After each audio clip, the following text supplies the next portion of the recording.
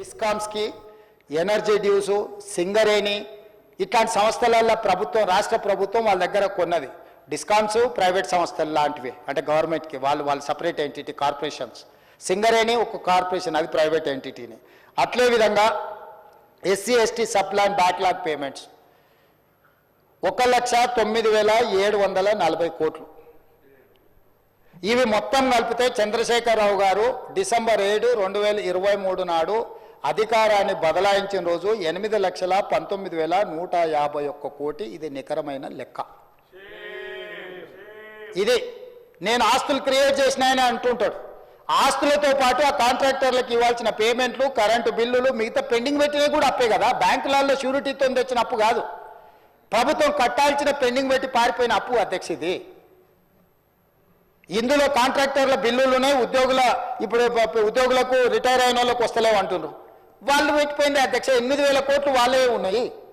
Retired ఉద్యోగస్తులకు ఉన్న పెన్షన్సో లేకపోతే ఇతర 8,000 కోట్లు వాళ్ళు ఇచ్చిపోయిన మోతనే కదా అధ్యక్ష.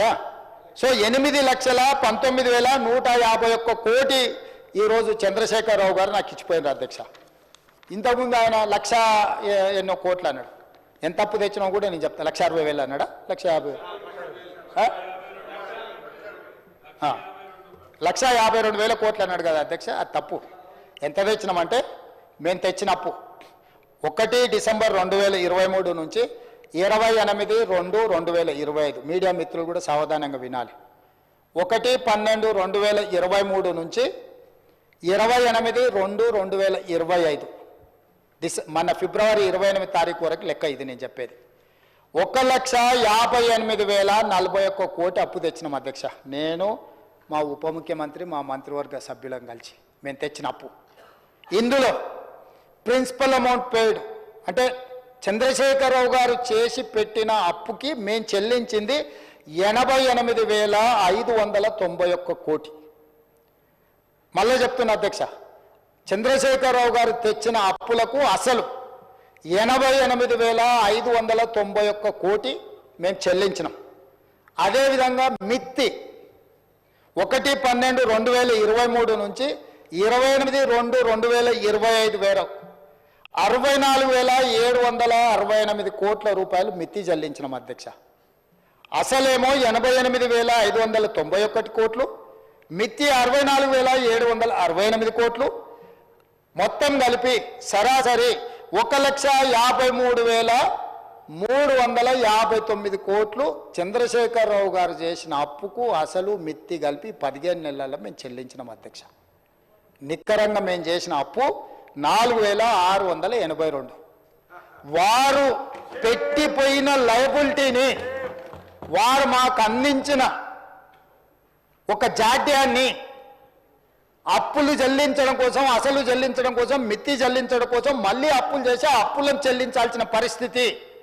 ఈరోజు మేము చెల్లించింది పక్కన పెట్టి 1,52,000 కోట్లు అప్పు చేసిండ్రు, లేకపోతే 1,20,000 కోట్లు అప్పు చేసిండ్రు. మా మీద బురద చల్లే ప్రయత్నం చేస్తున్నారు. నీకు కన్ఫ్యూజన్ అక్కర్లేదు హరీష్ రావు గారు, లెక్క పక్కాగా చెప్తున్నా. 1,58,041 కోటి మేము అప్పు చేసినాము.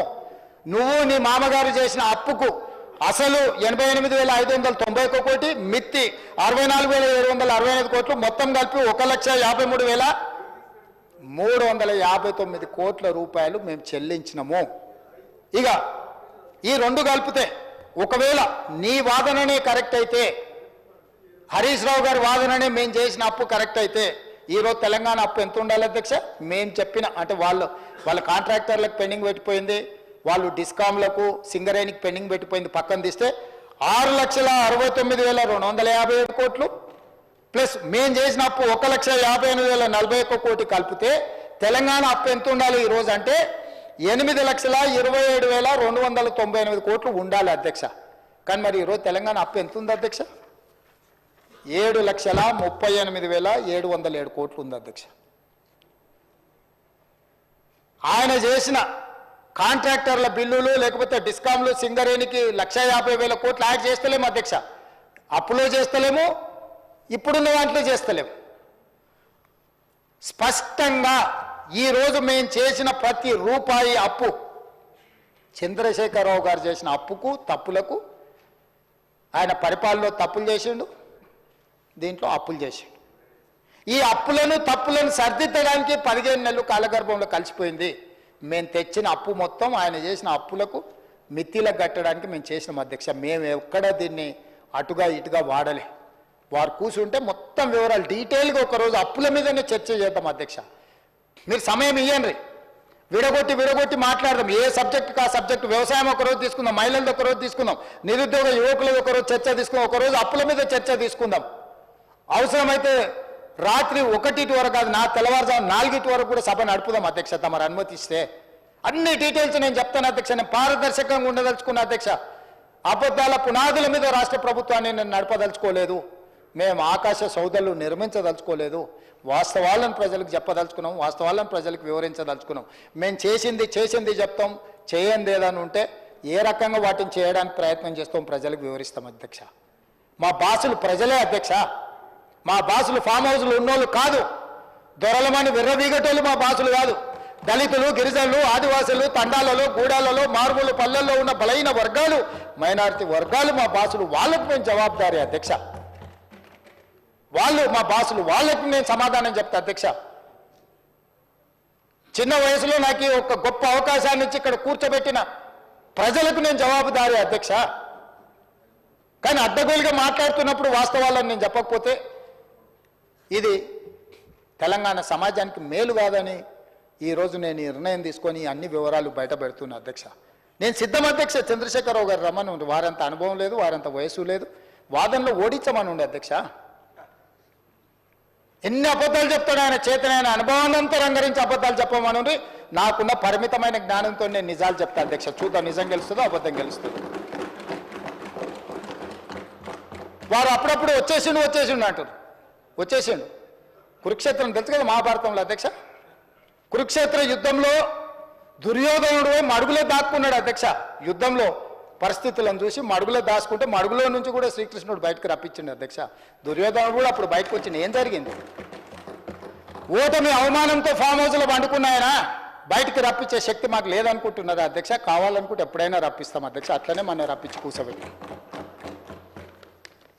అదేవిధంగా అధ్యక్ష, ప్రజాస్వామ్యం గురించి మాకు చెప్పబోతున్నారు.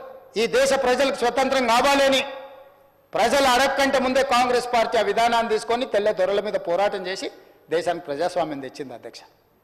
తెలంగాణ ప్రజలు తెలంగాణ రాష్ట్రం కోరుకుంటున్నారని సర్వం కోల్పోయి తెలంగాణ రాష్ట్రాన్ని ఇచ్చింది కాంగ్రెస్ పార్టీ అధ్యక్ష.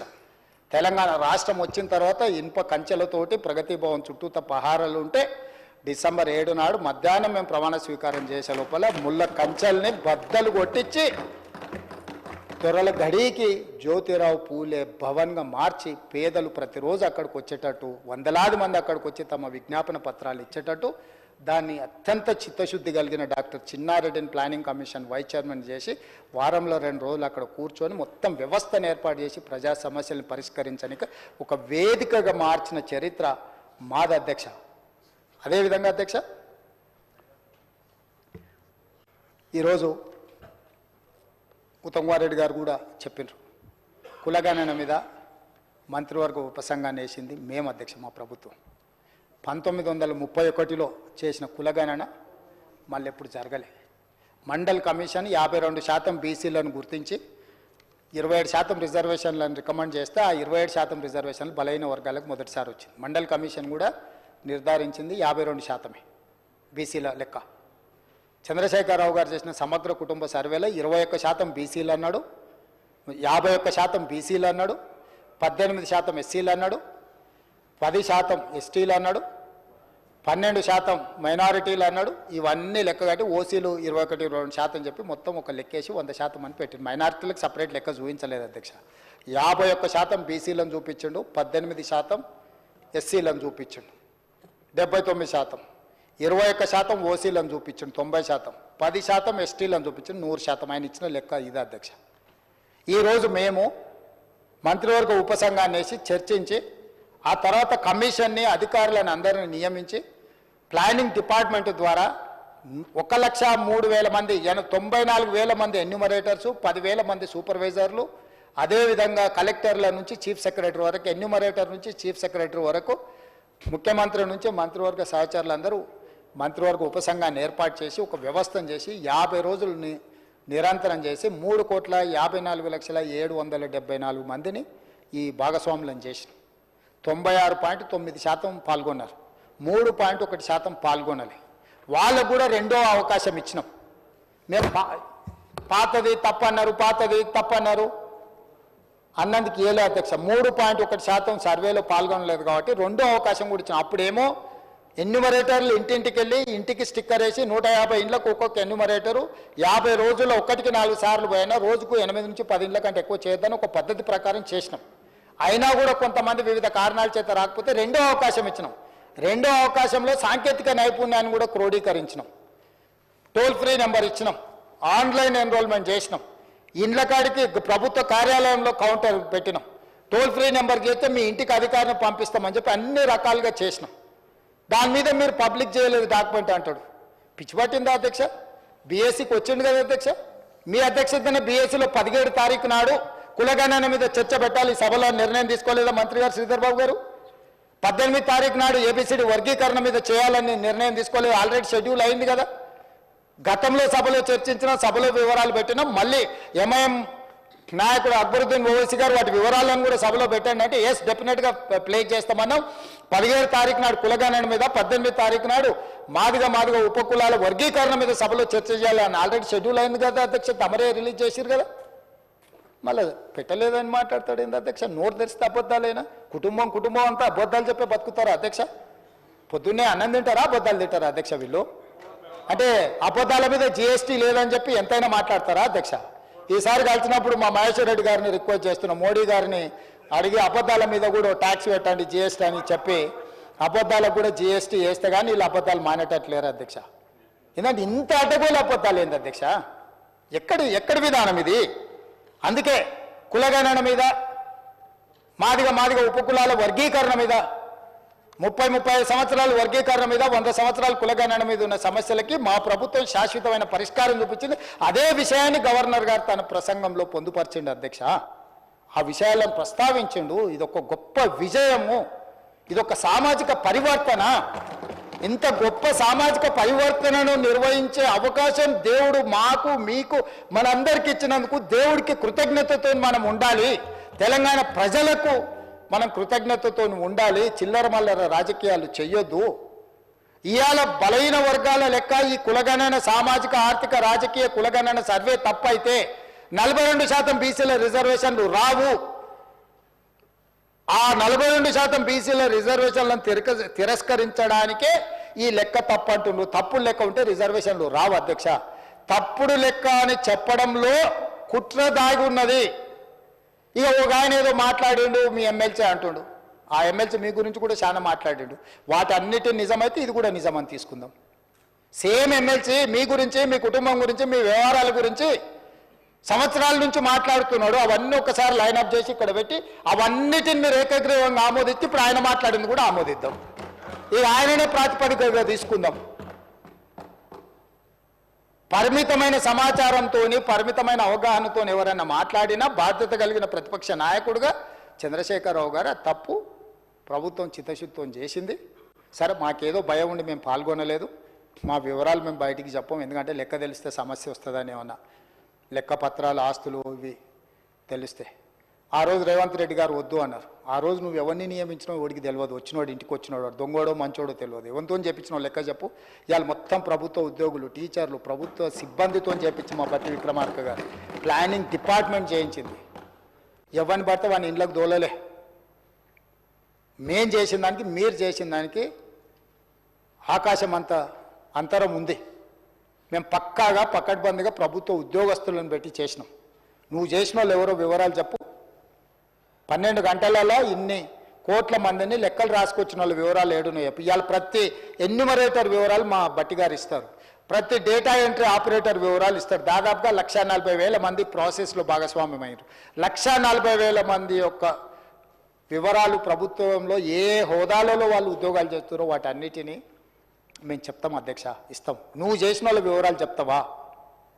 నువ్వు ఓన్ చేసుకుంటావా? పోనీ ఇప్పుడు సమగ్ర కుటుంబ సర్వే ఏదైతే ఉందో దాన్ని టేబుల్ చేస్తా నేను. ఎస్, ఇది మేము చేసాం, ఇది కరెక్ట్ అని చెప్తాడా? మాదిగ ఉపకులాలు తెలంగాణ రాష్ట్రంలో ఉన్నది 59. ఆ సొక్కమైన ఆయన లెక్క చేస్తే 82 కులాలు తేలినాయి. ఏడికెళ్ళి తేవాలి అధ్యక్ష మిగతా కులాలు? ఎవరు తేవాలి? ఇంకా మా దామననే చెప్పాలి మరి ఆ కులాలు ఎక్కడి నుంచి వచ్చిన తెలంగాణ రాష్ట్రంలో. ఇక ఆయన లెక్కలు ఇక సరే అదొకటి. అదేవిధంగా తెలంగాణ సంస్కృతి అధ్యక్ష, ఎప్పుడైనా తెలంగాణ భాష పట్ల, తెలంగాణ సంస్కృతి పట్ల, తెలంగాణ సాంస్కృతికోత్క ఉద్యమం చేసిన వాళ్ళ గురించి ఎప్పుడైనా ఆలోచన చేసిండా అధ్యక్ష? మేం చేసినాం అధ్యక్ష. అందుకే తెలంగాణ ఉద్యమంలో సమిధలైన తెలంగాణ ఉద్యమాన్ని ఉవ్వెత్తున ప్రజలలోకి తీసుకెళ్లిన గొప్ప వ్యక్తులను గుర్తించి ఆ గొప్ప వ్యక్తులైన గద్దర్, గూడ అంజయ్య, బండి యాదగిరి, అందశ్రీ, సుద్దాల అశోక్ తేజ, గోరెట వెంకన్న, పాశం యాదగిరి, ఎక్క యాదగిరి, టి జయరాజులను తామరపత్రం ఇచ్చి ₹1,00,00,000 ఇచ్చి ఒక 300 గజాలు ఒక గుర్తింపు, మేమున్నాం, మిమ్మల్ని గుర్తించినము, ప్రజల కోసం సర్వం త్యాగం చేసిన మిమ్మల్ని తెలంగాణ సమాజం మరవలేదు, ఈ సమాజం ఎప్పటికీ మిమ్మల్ని గుర్తు పెట్టుకుంటుంది అని చెప్పి ఈరోజు వాళ్ళని గుర్తించిన అధ్యక్ష. 10 ఏళ్లలో ఒక్క రోజైనా నీకు మనసు వచ్చిందా వీళ్ళ పేర్లు ఉచ్చరించడానికైనా? అదే గద్దరన్న ప్రగతి భవన్ ఎదురుగొచ్చి కూర్చుంటే గంటల కొద్ది ఎర్రటి ఎండ కూసబెట్టినవు తప్ప లోపలికి అనుమతించినవా? ఇవాళ ఆ గద్దరన్నను తెలంగాణ సమాజ ఉద్ధారకుడి కింద మేము గుర్తించి గద్దర్ అవార్డ్స్ను ప్రకటించిన మా చరిత్రకు నీ చరిత్రకు పోలికేంది, పొంతనేందని నేను అడుగుతున్నా అధ్యక్ష. అదేవిధంగా ఉద్యమంలో అందశ్రీ పాడిన రాసిన గేయం జయ జయ హే తెలంగాణ, తెలంగాణ ఉద్యమాన్ని, తెలంగాణ రాష్ట్రాన్ని సాధించడం ఇంత క్రియాశీలక పాత్ర పోషించింది అధ్యక్ష. 10 సంవత్సరాలు రాష్ట్రీయ గీతంగా ఎందుకు ఆమోదించలేదు అధ్యక్ష వారు పెద్దలు? తెలంగాణ జాతి పట్ల, తెలంగాణ ప్రజల పట్ల, తెలంగాణ కవులు కళాకారుల పట్ల నీ గౌరవమే ఉండుంటే, నిజంగానే తెలంగాణ రక్తం నీలో ప్రవహించి ఉంటే, తెలంగాణ గుండె, తెలంగాణ ప్రజల ప్రతిస్పందన నీ గుండెలో ఉంటే జయ జయ హే తెలంగాణను ఎందుకు రాష్ట్ర గీతంగా నువ్వు తీసుకురాలేదని నేను అడుగుతున్నా అధ్యక్ష. మొదటి సంవత్సరంలోనే జయ జయ హే తెలంగాణను రాష్ట్ర గీతంగా తీసుకొచ్చి అందశ్రీని గౌరవించుకున్న చరిత్ర మాది, మాకు నీకు పోలికేందని నేను అడుగుతున్నా అధ్యక్ష. అదే కాదు అధ్యక్ష, తెలంగాణ తల్లి ఆనాడు తెలుగు తల్లి ఉన్నప్పుడు ఆనాడు మాట్లాడిండు చంద్రశేఖరరావు గారు, ఎవరికి రాయి తల్లి తెలుగు తల్లి అన్నాడైనా మాకు అన్నం పెట్టిందా, మా ఆకలి చూసిందా, మా కడుపు చూసిందా అని. ఆ రోజు గొప్పగా అనిపించింది. చంద్రశేఖరరావు గారు తెలంగాణ కోసం సర్వం త్యాగం చేసినట్టే ఉన్నాడు, ఇక చూస్తుంటే మొత్తం బయలుదేరిండు అని. తెలుగు తల్లిని తెలంగాణ తల్లి రమా తల్లి, తెలుగు తల్లి కాదు అని మాట్లాడినప్పుడు చాలామంది తెలంగాణ ఉద్యమకారులు బాగానే ఉందనుకున్నారు. కానీ 10 సంవత్సరాల తెలంగాణ తల్లిని తెలంగాణ జాతికి ఎందుకు అంకితం చేయలేదు? ప్రజా పరిపాలన జరిగే సచివాలయంలోకి తెలంగాణ తల్లి ఎందుకు రాలేదు అని నేను అడుగుతున్నా అధ్యక్ష. 10 ఏళ్ళు నువ్వు చెయ్యని పనిని ఈనాడు తెలంగాణ తల్లిని డాక్టర్ బాబాసాహెబ్ అంబేద్కర్ సచివాలయం లోపల ప్రతిష్ఠిస్తే నీకెందుకు దుఃఖము, నీకెందుకు బాధ? పల్లెల్లో, గూడల్లో, మారుమూల పల్లెల్లో ఉండే తెలంగాణ తల్లి మీ అమ్మ, మా అమ్మ, మా మంత్రులు, మా పేదవాళ్ళ తల్లి ఎట్లుంటుందో చూడంగానే కన్న తల్లిలాగా టీవీతో దర్పంతో తెలంగాణ మట్టి వాసనలు వెదజల్లే తెలంగాణ తల్లిని ప్రతిష్ఠించుకుంటే కూడా మీకు దుఃఖం ఎందుకని నేను అడుగుతున్నా అధ్యక్ష. ఈ తెలంగాణ ప్రజలను ఆశీర్వదించడానికి తెలంగాణ తల్లి ఉండొద్దా? ఒకవేళ ఉండాలనుకుంటే 10 ఏళ్ళు నువ్వు ఎందుకు చేయలేదు? ఆ తెలంగాణ తల్లిని ప్రతిష్ఠించుకున్న విషయాన్ని గవర్నర్ గారు ప్రస్తావిస్తే గవర్నర్ గారి ప్రసంగాన్ని తప్పుబట్టే ఆలోచన ఇదేమైనా మంచిదా అని నేను అడుగుతున్నా అధ్యక్ష. కాలేజీ కళాక్షేత్రం వరంగల్లో మొదలుపెట్టి గాలికి వదిలేస్తే కళాక్షేత్రాన్ని పూర్తి చేసింది మేము కాదా? పొంగులేటి శ్రీనివాసరెడ్డి గారు, సీతక్క గారు, కొండా సురేఖ గారు అడుగుతూ పోయి కూర్చొని ఆ పనిని పూర్తి చేయించింది మేం కాదా? ఇన్ని 15 నెలల్లో ఇన్ని విషయాలలో అభివృద్ధి మేం సాధిస్తే నీకు చెప్పడానికో వినడానికో ఇష్టం లేకపోతే నువ్వు మౌనంగా ఉండు కొంతకాలం. ఒకవేళ మేమేం వద్దంటలేదు, కానీ ఈరోజు ఎందుకు ఈ విధంగా వ్యవహరిస్తున్నాడు చంద్రశేఖరరావు గారి పార్టీ అని నేను అడుగుతున్నా అధ్యక్ష. నేను ఒకరే మాట చెప్పదలుచుకున్నా అధ్యక్ష. ఈ సందర్భంగా గవర్నర్ గారి ప్రసంగం, మా పార్టీ కార్యాచరణ, మా ప్రభుత్వ నిర్ణయాలు, ఏ గవర్నర్ గారి ప్రసంగమైనా అధికారంలో ఉన్న పార్టీ యొక్క ప్రణాళికను, వాళ్ళ యొక్క అభివృద్ధి ఆలోచనలనే గవర్నర్ గారి ప్రసంగంలో ఉంటుంది. అందుకే ఏ విషయాలలో మనకు భిన్నాభిప్రాయాలు ఉన్నా గవర్నర్ గారి ప్రసంగం పట్ల భిన్నాభిప్రాయాలు ఉండొద్దు. ఒకవేళ భిన్నాభిప్రాయాలు ఉంటే పరిపాలనపరమైన అంశాలే ఉండాలి తప్ప గవర్నర్ గారిని కించపరిచే విధంగా ఉండకూడదు. ఇది మంచి సాంప్రదాయం కాదు. గవర్నర్ గారు కలిస్తే తప్పు పడతారు, ప్రధానమంత్రిని కలిస్తే తప్పు పడతారు, ఢిల్లీకి వెళ్తే తప్పు పడతారు, భూసేకరణ చేస్తే తప్పు పడతారు, ఉద్యోగ నోటిఫికేషన్లు ఇస్తే తప్పు పడతారు, కొత్త నగరాన్ని నిర్మించుకుంటే తప్పు పడతారు, మూసి ప్రక్షాళన చేస్తే తప్పు పడతారు. ప్రజలందరికీ ఈ ప్రభుత్వం మీద కోపం ఉంది, ఈ ప్రభుత్వం మీద కోపం ఉంది అంటారు. ఎందుకు కోపం ఉంటుంది అధ్యక్ష? ఆడబిడ్డలకు ఎందుకు కోపం ఉంటుంది అధ్యక్ష నా పట్ల? ఈ 15 నెలల్లో ఒక్క రూపాయి కూడా పెట్టకుండా 5,000 కోట్ల రూపాయలు ఆడబిడ్డలకు ఆర్టీసీ బస్సులో ఉచితంగా ప్రయాణం చేసినందుకు, అమ్మవారింటికి వెళ్ళినా అమ్మవారిని దర్శించుకోవాలన్నా ఆర్టీసీ బస్సులో ఉచిత ప్రయాణం కల్పించినందుకు నా పట్ల ఆడబిడ్డల కోపం ఉంటుందా? 1000 ఆర్టీసీ బస్సులు కొని ఆడబిడ్డల్ని కోటీశ్వరులను చేసి వాళ్లను ఆర్థిక స్తోమతతో నిలబెట్టినందుకు ఆడబిడ్డలకు నా మీద కోపం ఉంటుందా? అదాని అంబానీలు చేసే వ్యాపారమైన సోలార్ పవర్ 1000 మెగావాట్ల ఆడబిడ్డలకు ఇచ్చినందుకు నా మీద ఆడబిడ్డల కోపం ఉంటుందా? వాళ్ళ పిల్లలు చదువుకుంటున్న పాఠశాలల్లో అమ్మ ఆదర్శ పాఠశాల పెత్తనం వాళ్ళ చేతికి ఇచ్చినందుకు నా మీద కోపం ఉంటుందా? 200 యూనిట్లు ఉచితంగా కరెంట్ ఇచ్చినందుకు నా మీద కోపం ఉంటుందా? ఆడబిడ్డలకు ఎందుకు నా మీద కోపం ఉంటుంది అధ్యక్ష? ఆడబిడ్డలకు పెట్రోల్ బంపులు ఇచ్చిన అధ్యక్ష, మర్చిపోయినా, నారాయణపేటలో ప్రారంభించిన ప్రతి జిల్లా కేంద్రంలో మొట్టమొదట ఆడబిడ్డలు పెట్రోల్ బంకులు పెట్టి నడుపుకునే విధంగా ఆడబిడ్డలను ఆర్థికంగా నిలబెట్టినందుకు నా మీద కోపం ఉంటుంది అధ్యక్ష. అదేవిధంగా ఇందిరా మహిళా శక్తి పేరు మీద భవనాలు జిల్లాల పరంగా మొత్తం ఇచ్చినందుకు నా మీద ఆడబిడ్డలకు కోపం ఉంటుందా? ఎందుకు ఉంటుందని అడుగుతున్నా అధ్యక్ష. విద్యార్థులు, నిరుద్యోగ యువకులకు నా మీద కోపం ఉందంటున్నారు. ఎందుకుంటుంది అధ్యక్ష? మొదటి సంవత్సరంలోనే 57,924 ప్రభుత్వ ఉద్యోగాలు ఇచ్చినందుకు నా మీద యువకుల కోపం ఉంటుందా? గ్రూప్ 1 పరీక్షలు 15 ఏళ్లలో నిర్వహించకపోతే నిర్వహించిన నా మీద 563 గ్రూప్ 1 అధికారుల పోస్టులు ఇచ్చినందుకు నా మీద ఉంటుందా? గ్రూప్ 2 పోస్టులు ఈరోజు ఇస్తున్నందుకు నా మీద కోపం ఉంటుందా? గ్రూప్ 3 పోస్టులు ఇచ్చినందుకు నా మీద కోపం ఉంటుందా? డిఎస్సి ఉద్యోగాలు ఇచ్చినందుకు నా మీద కోపం ఉంటుందా? పోలీస్ స్కూల్ నిర్మించినందుకు నా మీద కోపం ఉంటుందా? Young India integrated residential schools పెట్టినందుకు దళితుల, గిరిజనులకు, ఆదివాసులకు నా మీద కోపం ఉంటుందా? యంగ్ ఇండియా స్పోర్ట్స్ యూనివర్సిటీని పెట్టినందుకు నా మీద కోపం ఉంటుందా? అకాడమీ పెట్టినందుకు నా మీద కోపం ఉంటుందా? యంగ్ ఇండియా స్కిల్స్ యూనివర్సిటీ పెట్టినందుకు నా మీద కోపం ఉంటుందా? ఇన్ని ఈ యువకుల కోసం మెస్ ఛార్జీలు 40% పెంచినందుకు ఆ పిల్లలకు నా మీద కోపం ఉంటుందా? 200% ఆడబిడ్డల కాస్మెటిక్ ఛార్జెస్ పెంచినందుకు నా ఆడబిడ్డలకు, నా చెల్లెళ్లకు నా మీద కోపం ఉంటుందా? ఎందుకు ఉంటుందని నేను అడుగుతున్నా అధ్యక్ష. నా రైతులకు, తెలంగాణలో ఉండే రైతులకు, లక్షలాది మంది రైతులకు, 25,35,000 మంది రైతులకు 20,617 కోట్ల రూపాయలు 2 లక్షల వరకు రుణమాఫీ చేసినందుకు రైతులకు నా మీద కోపం ఉంటుందా? రైతులు పండించిన పంట సన్న వడ్లకు 500 రూపాయల బోనస్ ఇచ్చినందుకు నా మీద కోపం ఉంటుందా? దేనికోసం నా మీద కోపం ఉంటుంది అధ్యక్ష? ఇందిరమ్మ ఇండ్లు 4.5 లక్షల ఇండ్లు పేదల కాన్స్టిట్యున్సీకి 3,000 ఇచ్చి 25,000 కోట్ల రూపాయలు ఖర్చు పెడుతున్నందుకు పేదలకు నా మీద కోపం ఉంటుందా అధ్యక్ష? యూనివర్సిటీలు 14 యూనివర్సిటీలకు ఎస్సీ, ఎస్టీ, బీసీ, మైనారిటీ అందరినీ వైస్ ఛాన్సలర్గా నియమించినందుకు నా మీద కోపం ఉంటుందా? విద్యా కమిషన్ వేసినందుకు నా మీద కోపం ఉంటుందా? వ్యవసాయ కమిషన్ వేసినందుకు నా మీద కోపం ఉంటుందా? రేషన్ కార్డ్స్ ఎన్నో ఏళ్ళ నుంచి రేషన్ కార్డులు లేకపోతే కొత్త రేషన్ కార్డులు ఇచ్చినందుకు నా మీద కోపం ఉంటుందా? సిలిండర్లు 500కి ఇచ్చినందుకు కోపం ఉంటుందా? ఎందుకు కోపం ఉంటుందని నేను అడుగుతున్నా అధ్యక్ష. చెప్పండి. నా మీద కోపం మీకుంటుంది. మీ కుర్చీ గుంజుకున్నాను కోపం ఉంటే, మీకు అధికారం కోల్పోయిన దుఃఖంలో మీకు కోపం ఉండొచ్చు. నిన్న మొన్న సోషల్ మీడియాలో భూభారతి, మీరు ధరణి పేరు మీద వేల లక్షల ఎకరాలు కొల్లగొట్టినందుకు, ప్రక్షాళన చేసి భూభారతి తెచ్చినందుకు, పేదల భూములు పేదలకు ఇవ్వాలన్నందుకు నా మీద కోపం ఉంటుంది. దేనికి నా మీద కోపం ఉంటుంది అధ్యక్ష? పెయిడ్ ఆర్టిస్టులను తెచ్చి పార్టీ ఆఫీసులో పెట్టి వాటిని రికార్డ్ చేసి సోషల్ మీడియాలో పెడితే, వాళ్ళ మీద పోలీసులు కేసు కడితే మీకు దుఃఖం వస్తుంది. అసలు ఈ భాష ఆ సోషల్ మీడియాలో పెట్టినట్టు ఒకసారి చూడండి అధ్యక్ష. 2014-15లో కొత్తగా ఎమ్మెల్యేలు ప్రమాణ స్వీకారం చేసినప్పుడు TV9లో, ABNలో ఏదో వెటకారంగా ఒక చిన్న సన్నివేశాన్ని వేస్తే వాటిని సంవత్సరం పైన ఈ రాష్ట్రంలో బ్యాన్ చేసిండు అధ్యక్ష. రవి ప్రకాశం జైల్లో పెట్టాను, కృష్ణ మాదిగని జైల్లో పెట్టాను, చాలామంది జర్నలిస్టులు. ఇవాళ జైలుకు పోయిన అమ్మాయి కూడా SC, ST కేసులు ఆ రోజు ఎస్సీలను అవమానించింది, జైలుకు పోయి వచ్చిన అమ్మాయి. ఎవరు జర్నలిస్ట్ అని నేను అడగదలుచుకున్న అధ్యక్ష, జర్నలిస్టులని వేదిక మీద నుంచి. INPR లేకపోతే DAVP ఆమోదించిన పత్రికలు, ప్రసార సాధనాలు, వాళ్ళు ఇచ్చే ID కార్డులు ఉన్నోళ్ళు జర్నలిస్టులా?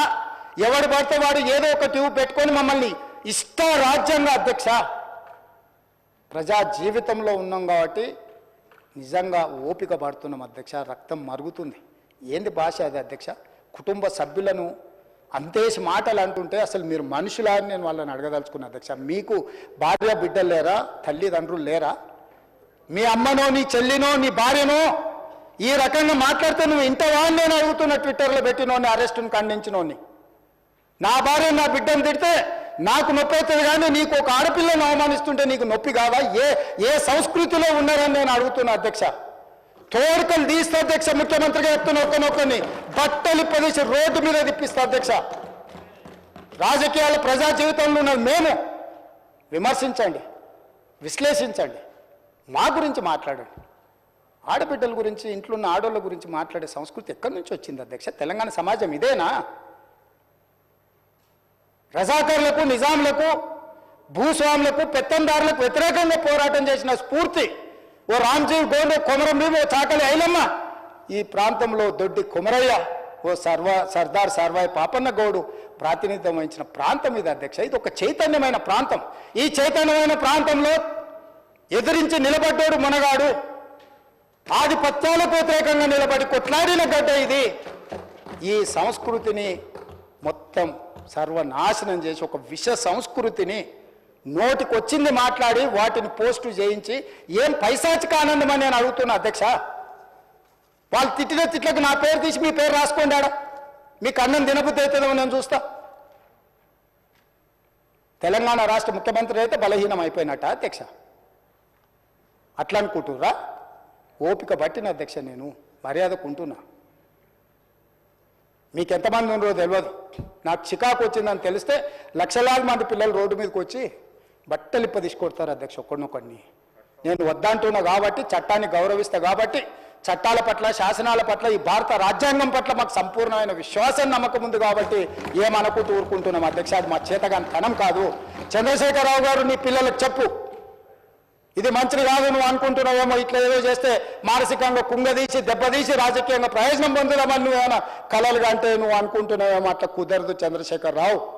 నేను చెప్పదలుచుకున్నా, హద్దు దాటితే, మాట జారితే దాని ఫలితం ఎట్లుంటుందో అనుభవిస్తారని నేను చెప్పదలుచుకున్నా అధ్యక్ష.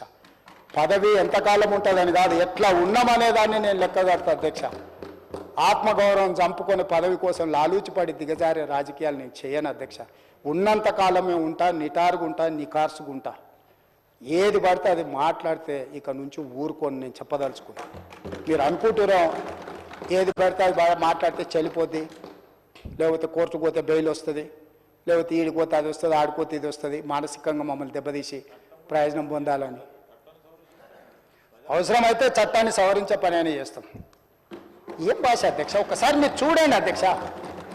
ఆడపిల్లలు ఆ రకమైన భాషను వాడి ఆడపిల్లలే వాళ్ళ ప్లాట్ఫామ్లలో పోస్టింగ్ చేస్తే ఇది మంచిదా అధ్యక్ష?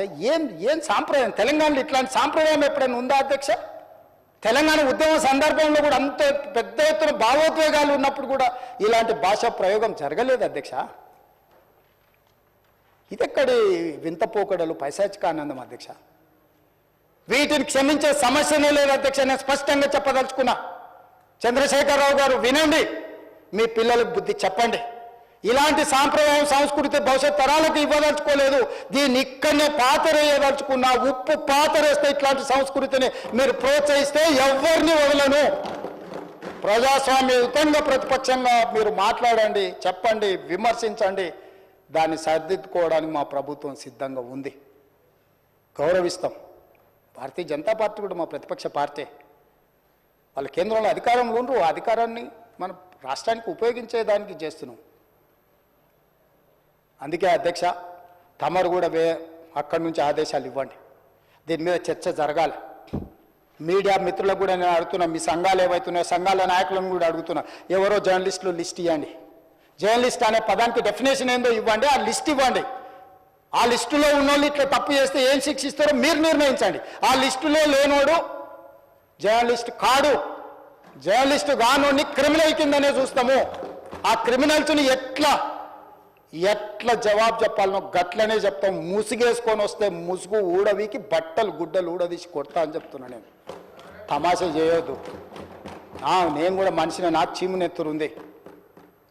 అన్నిటికీ బరాయించుకుంటే తప్పులను అన్నిటిని మోసుకుంటే ఏదో కుర్చీలు ఉన్నా కాబట్టి ఊరుకుంటా అని ఏమన్నా ఏషాలు వేయదలుచుకోరు. అన్ని చట్టపరంగానే చేస్తా. చట్టాన్ని పరిధి నేను దాటను. ప్రతిదానికి ఒక శిక్ష, ఒక విధానం ఉంది. ఏది కూడా పరిధి దాటను. ఎందుకంటే నేను ముఖ్యమంత్రిని. చట్ట పరిధిలోనే అన్ని శిక్షలు ఉంటాయి.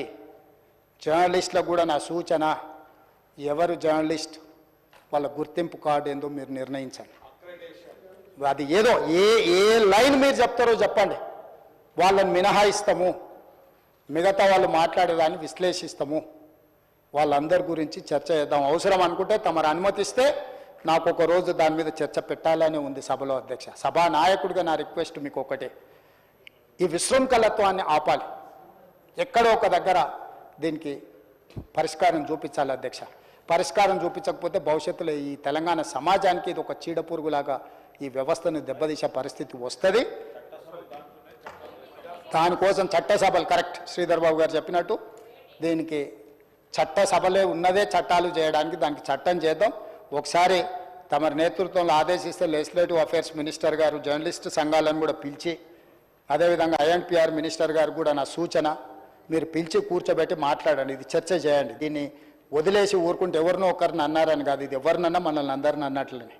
నా ఒక్కడి ఆవేదన కాదు, ఇది అందరి ఆవేదన వినే నేను ఈరోజు నేను చెప్పదలుచుకుంటాను. నన్ను ఒక్కరిని ఏదో అన్నారు ఇదని కాదు, ఇది మాత్రం ఏ మాత్రం మంచిది కాదు. మీరు చర్చ పెట్టండి, దీని మీద చర్చ జరగాలి.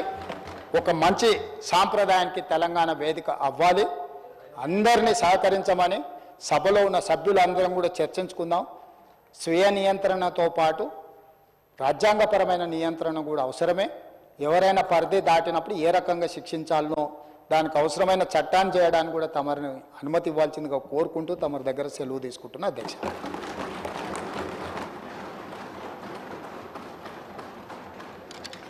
క్లారిఫికేషన్ పాయల్ శంకర్ గారు.